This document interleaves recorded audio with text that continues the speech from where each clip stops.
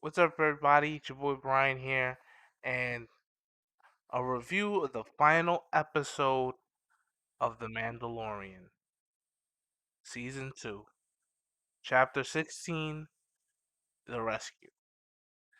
This episode got me in my emotions. It was a great episode. So let's go through it. We open up with the Slave One chasing down the Lambda shuttle, the doctor, whose name I can't remember, the cloner, he's on the shuttle, the Slave One um the slave one disables it with an ion shot. They board the shuttle and they take the doctor hostage. This might not seem like a biggest scene of the episode, certainly not, but I did love it because I love those conversations between the Imperials and the good guys. When the Imperials like, yeah, I saw Alderaan blow away, and you know what? There were untold millions on on those Death Stars, and I was happy to see a terrorist planet blow up. I like those conversations. It makes the conflict more real. Like, yeah, I'm glad your side freaking got blown up. What? Um, and so Cara Dune shoots him in the head. They take the doctor. Then they go find Bo-Katan, and I can't remember Sasha Banks' character off the name. Um, I love the conversation between Bo-Katan and Boba Fett. You're no Mandalorian. Careful, princess. This arm is my father's. And don't you mean your donor? Right? Getting at the fact that he's a clone, but Django, of course, raised him as a son. Um, that conversation was really poignant. I heard your voice like thousands of times. Right? So I really like that. And I like the little scuffle in the bar. Of course, it's team up time. Final episode, right? Team up time. We know what Moff Gideon is. He took my son. He took my boy. We're going after him. Of course, Bo-Katan wants that dark saber, so she's going with. So that was good. They get onto the cruiser by faking that they're under attack, and they fly through the launch tube where the fighters come out, which was really cool. I really just like enjoyed that because I was always wondering, what do these light cruisers do? What do they have in terms of a fighter contingent? But you see, they have like they can hold a Tie Fighter squadron or two, and how they launch them. I've always wondered that. I really like that. They get in, of course. The ladies they go run the distraction. They're headed for the bridge.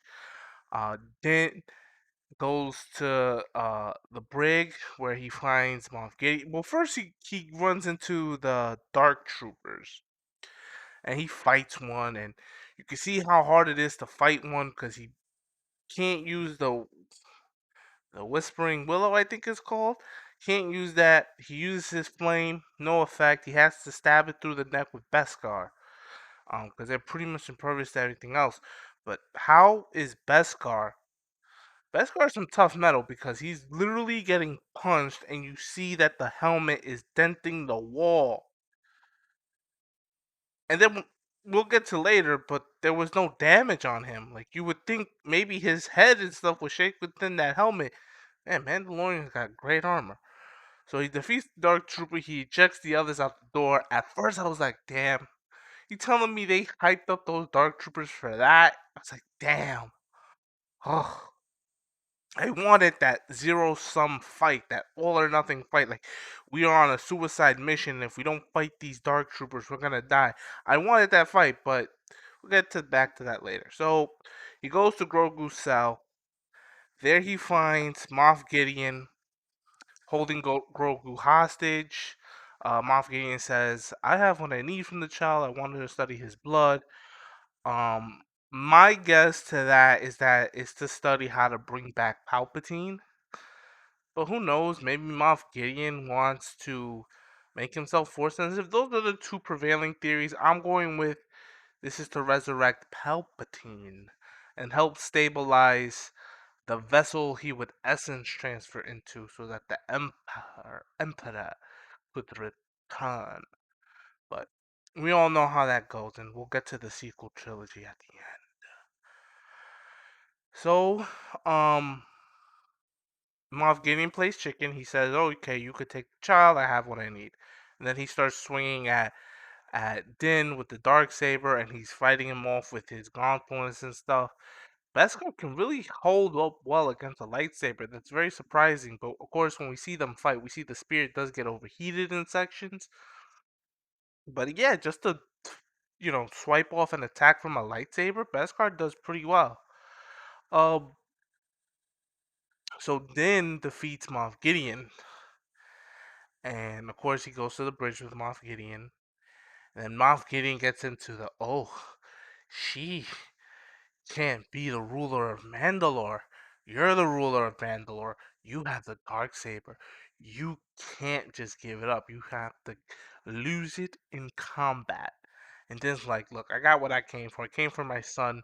Take this damn dark saber, and Bo-Katan refuses. Then, of course, they fly now.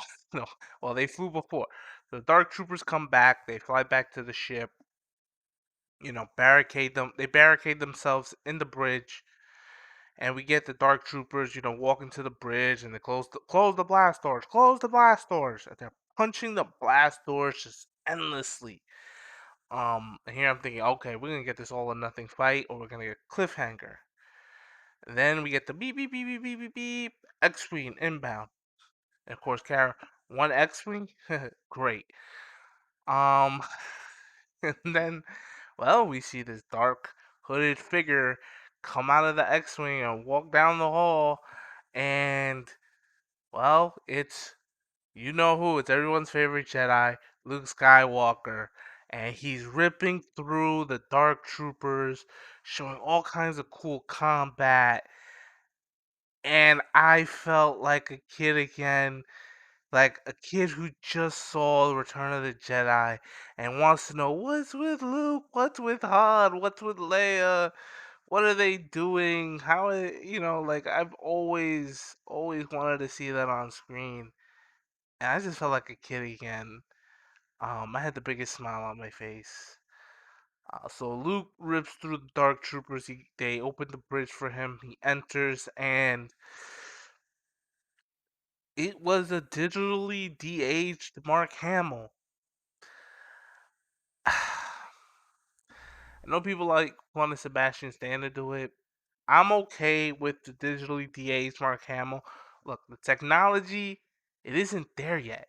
It just isn't there yet to digitally de-age a person on camera. But it's getting real close. I mean, if anything, maybe what they could have done was just do a deep fake. You ever see them deep fake videos? Them deep fake videos are pretty good. Pretty good. Um, they look so realistic. But I guess maybe they have an issue with that. But yeah, no, that was great to see Mark Hamill. Actually Mark Hamill in it.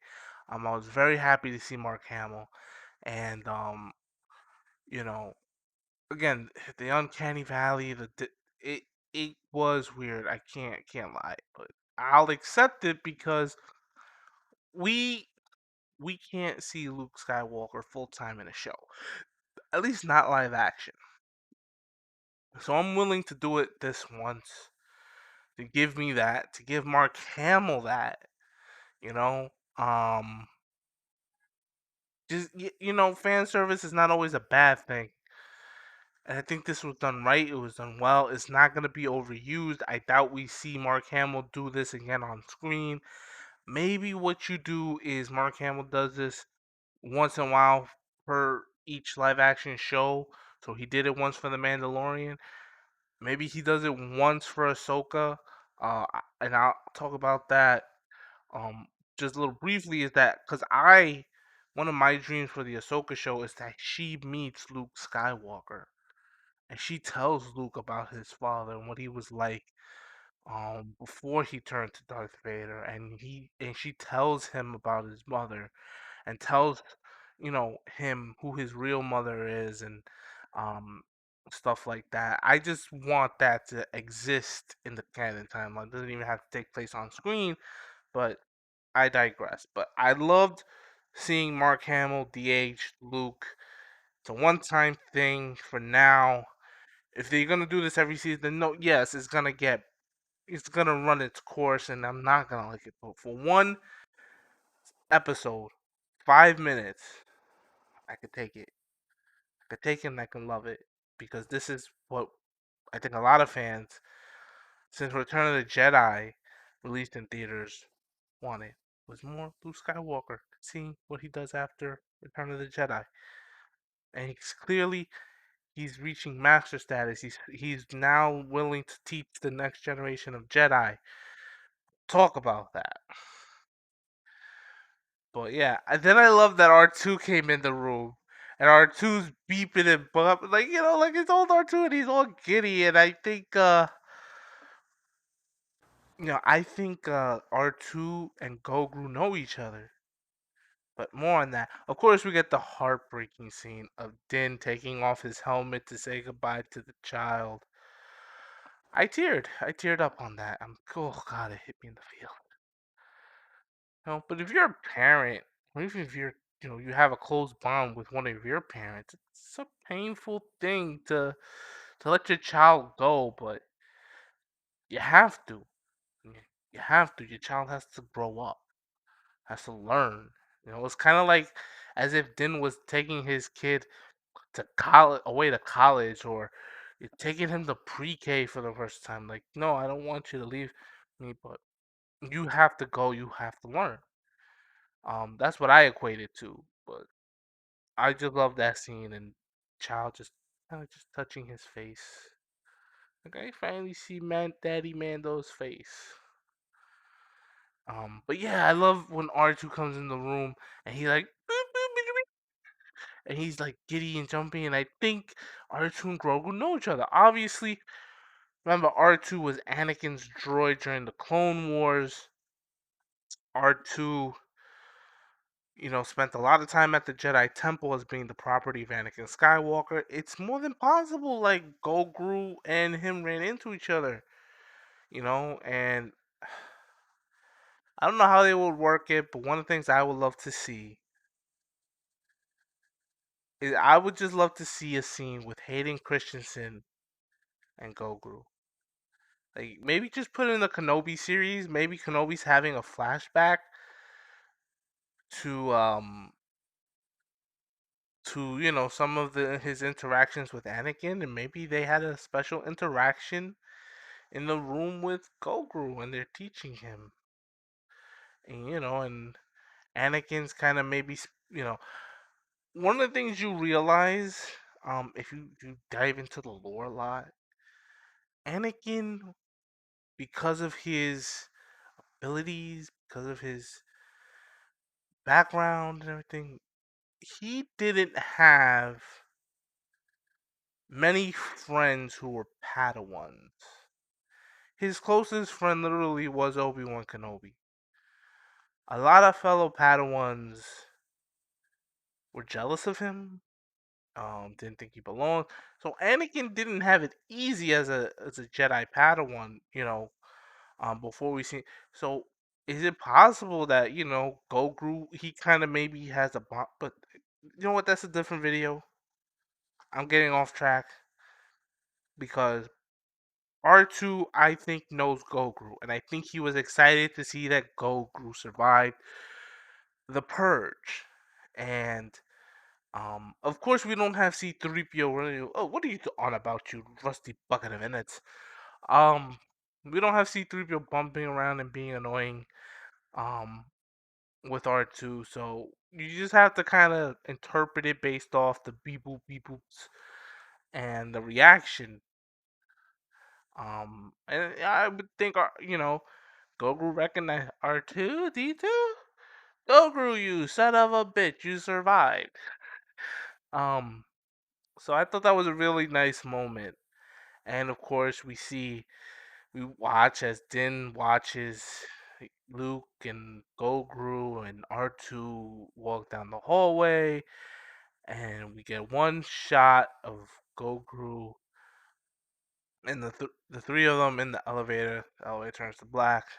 It's the credits. Then we get the post credit scene, which I'll talk about briefly. So back at Jabba's palace, Bib Fortuna is, I guess, running things since Jabba's dead, and Fennec goes and starts murking people, and then Boba Fett walks in. Oh, Boba Fett, I thought you died. And Boba Fett just straight up murks him and throws him off Jabba's throne and takes his seat. He's like, I'm the boss now. And it says the Book of Boba Fett coming December 2021. I think this is a separate show. I doubt they're gonna say like, no, this takes over for the Mandalorian for one season. I highly doubt that because we really want to know what's going on now with Din. We have to know. I want to know how he's coping with out his son. I really do. Like, I want to know how he's adjusting to it. Because this obviously isn't something simple to go through. So I think it's a separate runoff. I will say again, if you're a super fan like me, Bib Fortuna's fate in Legends, he lived for all of eternity as a brain in a jar. So in Legends, the upper echelons of Jabba's palace are ruled by this religious cult, and they believe in putting brains in jars and on droids. So, Bib Fortuna, Fat Bib, I'm gonna call him Fat Bib, getting murked by Boba Fett. This guy doesn't win either way. It's either he continues his Legends continuity, or he dies. So I would say he got a better death as opposed to his fate in Legends. And you could look up some other Star Wars YouTubers and stuff. They tell you it was not pretty. So in a way, I kind of was like, yeah, you know what? I mean, it's not like I have a connect, any kind of like to Bib Fortuna, but I'm like, he has a better fate than what has been fated for you already. So, but I'm excited for that. I'm excited to see the Book of Boba Fett, and I'm gonna make a video about things I want to see in that series alone. Um, and it looks like we're gonna get Fennec as a permanent character in that show, which is really cool. She's really cool, you know. And the actress who plays her, if I butcher this, please forgive me. Ming Na Wang, on Ming Na Wang, right? She voiced Milan. She was in Agents of Shield. She was in Street Fighter way back in the day. She's kicking ass in this role as Fennec, and I'm glad. And I really hope she's in the Book of Boba Fett, and maybe if you watch the Bad Batch trailer, I think her character is gonna be in there, and I like to see her voice the character in the Bad Batch. All she did was appear in one episode in the season one, and now she's becoming this character that not necessarily is a focus point, but can be stretched into these stories, and I like it. And maybe we get a Fennec book. I wouldn't mind getting a book about Fennec. Um, on its own. I think that would be fine. But that's neither here nor there. But this episode was great. It's a great way to end the season. It is a bit bittersweet because I wanted the series, not the season, but the series to end with Din and Goguru just kind of like finding a place of their own and living as a father and son. And maybe we get a Yoda species bounty hunter. But I always thought that was a better thing, or at least Din finding the Yoda species homeworld. That was always my want, that he finds the species homeworld and he reunites Grogu with Mama Grogu and Dada Grogu. But maybe Mama and Dada are Yoda and Yaddle. Who knows? Um, there is one thing about this ending that I don't like. Do you know what that is? The Last Jedi. Well, not the Last Jedi. The sequel trilogy. right? Right now, on the assumption, especially if you don't read the books, you don't read the comics, Goku's Goku's fate is that he dies when Ben turns to the dark side and he kills Luke's students. And I am hoping that that's not the case. And maybe Goku says, you know what, I don't want to be a Jedi. I never did. Take me back to Daddy Mando and let me go. You know, or maybe Goku escapes the second purge. I'll make a video on that. Maybe Goku Skywalker shall continue the Skywalker saga. But that's just the only thing. It's just like we know what happens with Luke's students 30 years, 30, 40 years down the road. And it doesn't matter like if that was the sequel trilogy. Like no matter if the whole thing was that Luke Skywalker's academy would fail and be purged, I wouldn't care no matter how many times you rewrite that. But now I care because and I think a lot of us as just Star Wars fans, we love this little guy. And I want to see this little guy go to 900 years old, don't you? So that's the only thing about it that just it bothers me. It doesn't take away from the episode, but I'm hoping that in a future season of The Mandalorian, in a book, in a comic, in an all off the ways comment on something, we find out that Gogru survived Ben Solo's turn to the dark side, and he's out there in the galaxy living a good life. You know, maybe he's away visiting Daddy Mando when Ben has his whole nightmare thing. It's like, I sense a disturbance in the force, Daddy Mando. I'm not going back to the academy. Nope, I'm gonna stay here with you. Let's go bounty hunting. So that's the only thing that bothers me about the episode is that we know the fate of Luke's Jedi Academy, and I don't think anyone wants Goku to share that fate. Um, but also to be said, something has to be said that they're willing to end Goku's story here for now. Obviously, Baby Yoda, Goku, the child, whatever, is a big merchandising seller, and he's no longer going to be featured in the Mandalorian. We're no longer going to have awesome seriousness with bubbly cuteness. We're just gonna get the Mandalorian. And I'm not saying that's a bad thing, but I have to give credit where credit is due because a lot of times in these cases, the unwillingness to let go of a character because of merchandising forces bad decisions. Like, if you go back to the 80s, Harrison Ford felt Han Solo should have died in Empire. Why was Han Solo brought back? Because Han Solo sold toys. You know, Boba Fett, and we were talking about the book of Boba Fett was never supposed to be this big character. He was never supposed to be anything. But he became a fan favorite and he sold toys. And so there was always this thing about we got to keep Boba Fett. I'll talk about that a little bit. So I really want to give kudos to John Favreau, to Dave Filoni, to Peyton Reed, everyone in the making of this episode, all the directors and writers um, who made the season. Season 2 was great. I think it was better than season 1, and I'm gonna do a video comparing the two seasons. But right now, initial impressions, I think season 2 is better. I'm a little disappointed that Cobb Vanth didn't join the team up. But maybe that's another episode. Maybe he's gonna be in the book of Boba Fett. We'll see.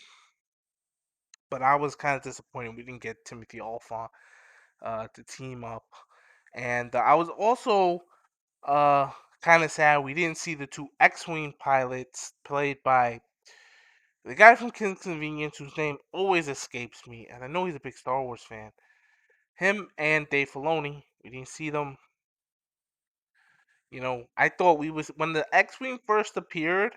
I thought a second one was gonna appear, and it would be those two, just kind of like helping out, and maybe they brought a platoon of New Republic soldiers. That's what I thought was gonna happen the moment the first X-wing comes on screen. But when nothing else came, and I saw that robe and I saw the hood, I knew it was Luke. No one else, right? And so I'm not complaining, but at first, for the split second, I'm like, okay, the pilots who were constantly in the show, they came, they showed up with some New Republic Special Forces, because they got to set up New Republic Rangers, so maybe this is a good way to intro them, bring the New Republic Rangers into the scenario, and we see them fight the Dark Troopers, but it was Luke, and I'm not complaining. But that's what I initially thought for that split second. Um, but yeah, it was a great episode, great season, and I'm glad that they had a story to tell for Baby Yoda, for Goguru. They told it. For now, it is complete. Um, when his story is time for his story to be shaken off and reintroduced and expanded more, we will get that. I think the Mandalorian is gonna explore the Mandalorians themselves. And I think this is also a great setup for maybe old Republic stuff, right? Because the seasons of the Mandalorian, like if you really pay close attention, we get so many hints at Mandalorian history, but Mandalorian history plays into wider galactic history. So if you remember in Star Wars Rebels, the Mandalorians and a Jedi fought a war. The dark saber was made by a Mandalorian Jedi and has been the symbol of Mandalore for a long time. And then Boba Fett revealed his father fought in the Mandalorian Civil Wars. So I think the Mandalorian history also sets up a lot of old Republic history, and I can't wait to dive into that. What is a true Mandalorian? Why are the Fets not considered true Mandalorian? Because in Legends, they're true Mandalorians. In fact, even in the old Republic stuff, you had a Fett at the top of Mandalorian society. So they were Mandalorians all the time in Legends, and Jango was one of the leaders in the Mandalorian Civil War. So let's see what the new canon is gonna do with Jango and Boba Fett's history and the Mandalorian history. And I definitely want to know more about the Mandalorians versus Jedi War.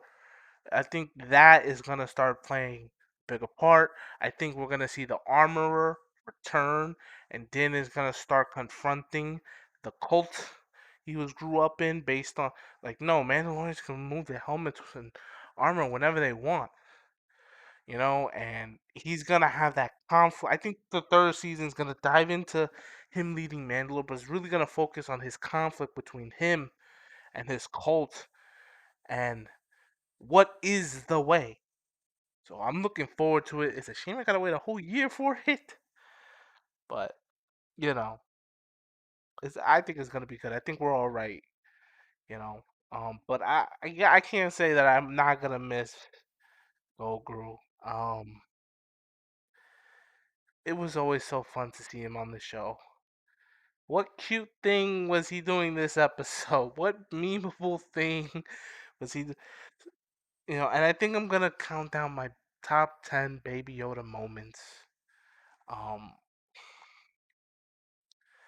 but yeah, it's God. Even I'm sad that he's not gonna be on the show anymore. Possibly, maybe we'll see. We'll see. But I'm betting at least for one season he won't be there. He's gonna be with Luke. It's entirely possible they change that season 4, 5, whatever. But let's just assume third season he's not on it. But 10 out of 10. Another great season. I can't wait for season 3. Let me know what you thought about this episode. What do you hope for the future of The Mandalorian? Not just, not just the show, but the characters, for Din, for Goguru, for Boba Fett, for Bo Katan, for Fennec, for uh, Cobb Vanth, whatever you loved about it. What do you hope we see in the next one? I hope Cobb Vanth comes back in the next season. I hope Cara Dune comes back. I hope all this comes back. Um, but it was just a great show, and I really, really got to give kudos. If the Mandalorian does not sweep the Emmys or whatever during award season, that shit is biased and it has a damn agenda because ain't no TV show I've seen this year in 2020, the year of hell, that comes close to the Mandalorian. That was a great show this year. It was good, but it really, to me, it really got better. Um, and another thing I'll say is, the first season they didn't do a lot of cameos of other well-known characters, but they did it, which I think is fine because the first season you want to see if this show can really stand on its own feet. A lot of times with new properties like this, they do it the opposite way. They would have loaded the first season with cameos of beloved characters, and then when they stop that, it hurts the show. But because they didn't do that the first season, the show can stand on its own. I don't anticipate the third season to have a lot of cameos. I think the main characters for season 3 are Din, Bo Katan, whoever Sasha Banks is playing, uh, Dr. Purging is probably going to take a bigger role. Giancarlo Esposito is going to be a little more on screen, and Cara Dune. Those 6 people, I think, are going to be it. Maybe 1 or 2 cameos, but that's it. Anyways, thanks for watching my video. Do me a favor, hit that like button if you like the video. Hit that thumbs down button if you don't like it. Don't forget to hit subscribe. Uh, I, if anyone is watching this video. And I'll see you next time. Take care, guys. Be safe, and if I don't post another video, have a Merry Christmas. Bye.